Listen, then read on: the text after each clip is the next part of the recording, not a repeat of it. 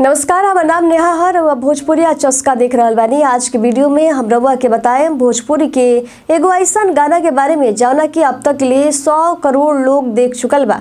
ये गाना के नाम का बा, के गौले रहे, ये सब जाने खातिर बनल रही ई वीडियो में। रितेश पांडे भोजपुरी के मशहूर गायक हमी। वहाँ के कई गो गीत गौले बानी। उनकर गीत लोग के बहुते पसंद आवेला। सोशल मीडिया पर उनकर कोनो भी गीत वायरल हो जाला। अब वहाँ के वो गाना व्यूज के मामला में 100 करोड़ के आंकड़ा के पार कर चुकल बा। मतलब ये गाना के 100 करोड़ लोग देख चुकल बा। गाना के नाम है हेलो कौन हम बोल रहे हैं। बता दी ये एगो रैप गाना है जौना के बोल आशीष वर्मा लिखले बाड़न। ये गाना के म्यूजिक में पिरौले बानी आशीष वर्मा। भोजपुरी गायक समर सिंह एक खातिर वहाँ के बधाई भी देले बानी।